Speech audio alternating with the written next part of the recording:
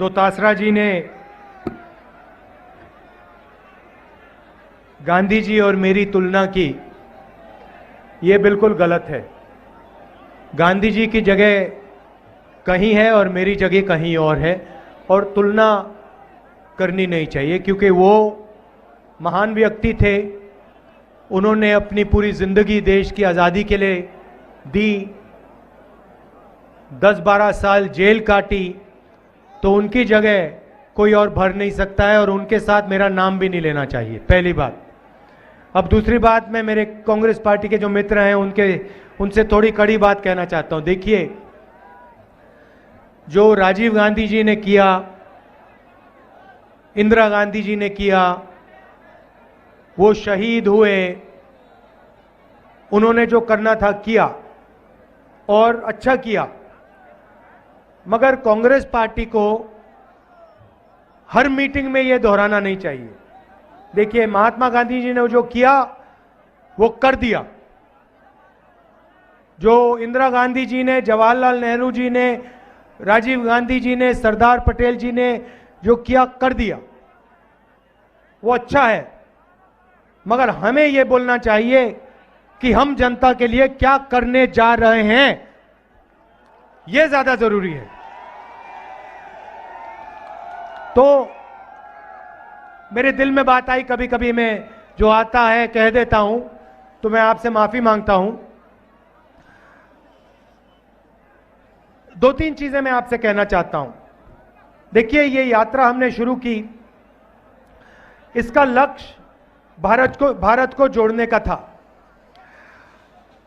कन्याकुमारी से कश्मीर ये यात्रा चलेगी, और ये 2-3 मुद्दों को उठाने के लिए हम चल रहे हैं। एक आंकड़ा मैं आपको देना चाहता हूं, एक आंकड़ा मैं आपको देना चाहता हूं, जिससे आपको सब बात समझ आ जाएगी। देखिए, हिंदुस्तान के 100 सबसे अमीर लोगों के पास उतना ही धन है जितना हिंदुस्तान के 55 करोड़ लोगों के हाथ में है। 100 लोगों के पास इतना धन है जितना हिंदुस्तान के 55 करोड़ लोगों के हाथ में है। हिंदुस्तान का आधा धन सिर्फ 100 लोगों के पास है, और इन 100 लोगों के लिए हिंदुस्तान चलाया जाता है। और अगर आप उससे भी गहराई में जाना चाहते हैं, तो आप उन 100 लोगों को भी छोड़ दीजिए, उनमें से 4-5 ऐसे लोग हैं जिनको आज आप हिंदुस्तान के महाराजा कह सकते हो, राजा कह सकते हो। पूरी की पूरी सरकार, पूरा मीडिया, सारे ब्यूरोक्रेट्स इनके इशारे से काम करते हैं। नरेंद्र मोदी जी भी इन्हीं के इशारे से काम करते हैं। जो ये कहते हैं वो नरेंद्र मोदी हिंदुस्तान के प्रधानमंत्री करते हैं। इन्होंने कहा कि जो छोटे व्यापारी हैं, जो मिडिल साइज व्यापारी हैं, उनको खत्म करना है। इन्होंने नरेंद्र मोदी जी को इशारा दिया, और नरेंद्र मोदी जी ने एक के बाद एक निर्णय लेने शुरू कर दिए। नोटबंदी, भाइयों और बहनों, यह पॉलिसी नहीं है, यह हथियार है। यह हिंदुस्तान के छोटे व्यापारियों को, मिडिल साइज बिजनेस चलाने वालों को, यह दुकानदारों को खत्म करने का हथियार है। दूसरा हथियार, गलत जीएसटी। आज मुझे सड़क पे बताया गया कि अगर कोई व्यापारी गुड़, बेसन अगर 25 किलो से ज्यादा, 25 किलो से कम बेचता है, तो उस पर जीएसटी लागू हो जाती है, मगर अगर 25 किलो से ज्यादा बेचता है तो उस पर जीएसटी नहीं लगती। तो जहां भी ये छोटे व्यापारियों को मार सकते हैं, खत्म कर सकते हैं, ये पूरा का पूरा दम लगा के कर देते हैं। लक्ष्य है कि जो हिंदुस्तान के छोटे व्यापारी हैं, जो देश को रोजगार देते हैं, इनको खत्म कर दिया जाए और हिंदुस्तान के सबसे बड़े 3-4 पूंजीपतियों को देश का पूरा धन दे दिया जाए। तो यात्रा का पहला लक्ष्य, इसका जो नतीजा आ रहा है, जो 5-7 पूंजीपतियों को पूरा देश का धन दिया जा रहा है, इसका नतीजा है कि देश युवाओं को रोजगार नहीं दे पा रहा है। मेरे से कन्याकुमारी से यहां तक हजारों युवा मिले हैं, हजारों युवा मिले हैं और सारे के सारे मुझे कहते हैं हमें बीजेपी के, नरेंद्र मोदी जी के हिंदुस्तान में हमें रोजगार नहीं मिल सकता है। हमने इंजीनियरिंग की पढ़ाई की, आज हम ओला चलाते हैं, उबर चलाते हैं या फिर मजदूरी करते हैं। तो ये हालत हिंदुस्तान की है। जो गरीब लोग हैं वो बेरोजगार हैं, उनको रास्ता नहीं दिख रहा, उनके सपने पूरे नहीं होते, और 5-6 अरबपति हैं, उनको सब कुछ मिल जाता है। एयरपोर्ट मिल जाते हैं, पोर्ट्स मिल जाते हैं, सड़क भी वही बनाते हैं, खेती भी वो करना चाहते हैं, इंफ्रास्ट्रक्चर भी वो बनाते हैं, टेलीफोन का सिस्टम भी वो चलाते हैं, सारा का सारा उनके हाथ में। और इससे देश को बहुत गहरी चोट पड़ रही है। तो पहला मुद्दा भारत जोड़ो यात्रा का बेरोजगारी के खिलाफ खड़े होने का है। दूसरा मुद्दा, और हर किसान मुझे ये कहता है, महंगाई बढ़ती जा रही है। यहां हमारी माताएं बहनें आई हैं, सबसे बड़ी चोट इनको पड़ती है। आप मुझे बताइए, यूपीए के समय गैस सिलेंडर का क्या दाम था? क्या दाम था? 400 रुपए। आज क्या दाम है? 1100। पेट्रोल का क्या दाम था? आज क्या दाम है? डीजल का क्या दाम था? आज क्या दाम है? ये तो पूरा हिंदुस्तान जानता है। मगर आपको एक और सवाल पूछना चाहिए, ये जो पैसा आपके जेब में से निकल रहा है, सिलेंडर का पैसा, पेट्रोल का पैसा, डीजल का पैसा, ये कहां जा रहा है? ये किसकी जेब में जा रहा है? ये किसके हाथों में जा रहा है? ये वही 5 पूंजीपतियों के हाथ में जा रहा है।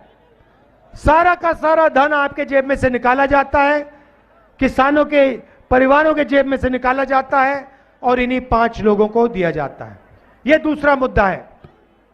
इंटरनेशनल मार्केट में तेल के दाम गिरे हैं, मगर हिंदुस्तान में तेल के दाम, पेट्रोल के दाम कभी नहीं गिर सकते। इस देश में पेट्रोल और डीजल के दाम बढ़ते जाएंगे। इंटरनेशनल मार्केट में जहां से हम खरीदते हैं वहां पे दाम घटते जा रहे हैं और हिंदुस्तान में दाम बढ़ते जा रहे हैं। फायदा किसको? उन्हीं 2-3 उद्योगपतियों को, अरबपतियों को। तो दूसरा मुद्दा महंगाई का मुद्दा है और इससे सब गरीब लोगों को चोट पहुंचती है। किसानों को, मजदूरों को, छोटे व्यापारियों को, स्मॉल मीडियम बिजनेस चलाते हैं, उनको सबको चोट पहुंचती है। और तीसरा मुद्दा जो नफरत का मुद्दा है, आरएसएस और बीजेपी, उनकी योजनाएं डर फैलाने की योजनाएं हैं। नोटबंदी का लक्ष्य हिंदुस्तान की जनता के दिल में डर फैलाने का था। गलत जीएसटी छोटे व्यापारियों को डराने की योजना है। जो आज बेरोजगारी है उससे डर बढ़ता जा रहा है और इस डर का फायदा सिर्फ बीजेपी और आरएसएस को होता है, क्योंकि वो इस डर को नफरत में बदलते हैं। उनका काम ही डर को नफरत में बदलने का है। उनके पूरे पूरे संगठन यही काम करते हैं, देश को बांटने का काम करते हैं, नफरत फैलाने का काम करते हैं और डर फैलाने का काम करते हैं। और इसीलिए भारत जोड़ो यात्रा का तीसरा लक्ष्य और शायद सबसे जरूरी लक्ष्य, देश में जो डर फैलाया जा रहा है, नफरत फैलाई जा रही है, उसके खिलाफ खड़ा होना। भाई और बहनों, मैं आपसे पूछता हूं, आपके परिवार में अगर लड़ाई हो, भाई भाई से लड़े, बेटा पिता से लड़े, माता बेटी से लड़े, तो क्या उस परिवार को फायदा मिलता है? फायदा होता है परिवार को कभी? ऐसा कोई परिवार है जो बांटा गया, जिसमें लड़ाई हुई, जिसमें नफरत है और वो आगे बढ़ गया? कोई है ऐसा परिवार? एक परिवार नहीं मिलेगा आपको। तो अगर परिवार को नफरत और हिंसा से फायदा नहीं होता तो देश को कैसे होगा? तो भाइयों और बहनों, देश कमजोर हो रहा है और इस कमजोरी का फायदा देश के दुश्मन उठाएंगे।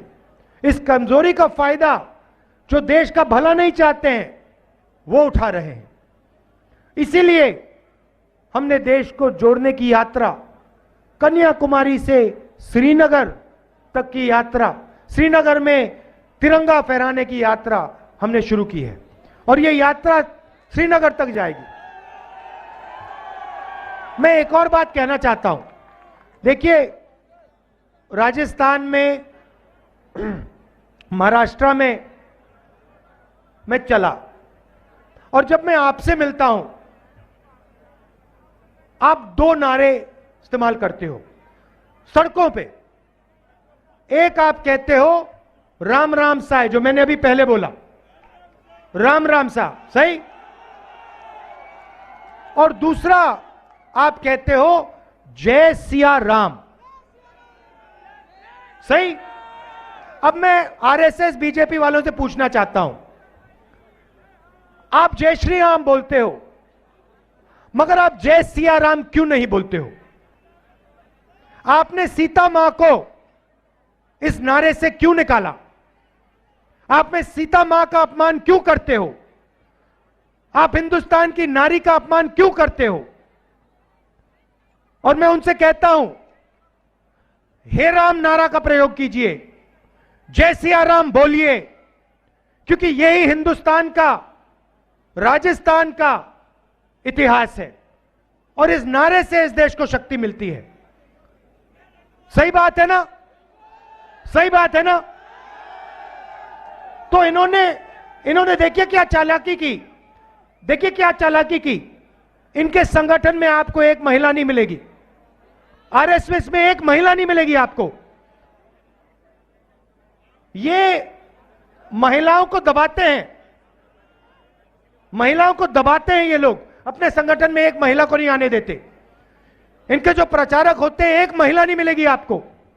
और फिर जो हमारी जो संस्कृति है, जय सिया राम, उसको भी ये बदलने की कोशिश कर रहे हैं और सीता मां का अपमान करते हैं। तो जब भी आपसे, आपके पास आते हैं, इनसे आप कहो, आरएसएस के लोगों से कहो कि ये बंद करें और सीता मां का अपमान ना करें और जय सिया राम बोला करें और हे राम बोला करें। और जो राम भगवान ने कहा था, जो राम भगवान ने कहा था, भाई और बहनों, राम ने अन्याय कभी किया?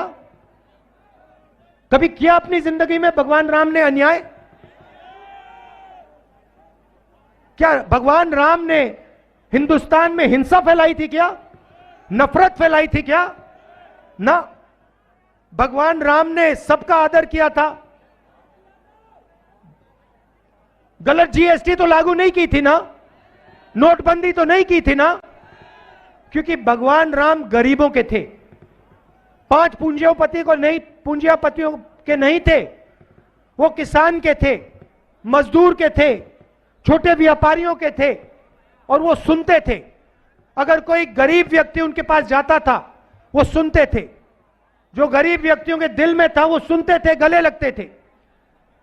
तो जो भगवान राम ने किया वो ये लोग करते नहीं है। जो ये करते हैं उनके खिलाफ करते हैं और फिर नारा लगाते हैं जय श्री राम, जय श्री राम। तो इनसे यह भी कहो कि जो भगवान राम ने किया था, जो इज्जत भगवान राम ने हर व्यक्ति को दी थी, जो भाईचारा, जो मोहब्बत भगवान राम ने इस देश में फैलाई थी, वो उनको करना चाहिए। नफरत नहीं फैलानी चाहिए, डर नहीं फैलाना चाहिए और सही नारा का प्रयोग करना चाहिए। आप सबका बहुत बहुत धन्यवाद। नमस्कार, जय हिंद।